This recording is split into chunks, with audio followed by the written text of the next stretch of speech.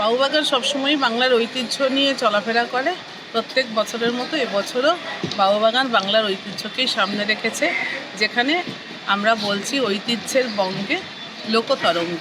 এখানে তরঙ্গ মানে ঢেউ, লোকতরঙ্গ এখানে হচ্ছে ফোক ডান্সের কথা বলা হয়েছে। একটা 18th সেঞ্চুরির একটা বড় রাজপ্রাসাদ, সেই রাজপ্রাসাদে রাজারা যেমন আছেন ঠিক তেমনই তাদের পরিবারের সিনিয়র সদস্যরাও আছেন। তারা রাজকীয় কায়দায় তারা পুজোটা করছেন এবং ঠাকুর দালানে নানান রকম অনুষ্ঠান হচ্ছে। সেই অনুষ্ঠানগুলো মূলত গ্রাম বাংলা থেকে আর্টিস্টরা আসছেন, লোকশিল্পীরা আসছেন।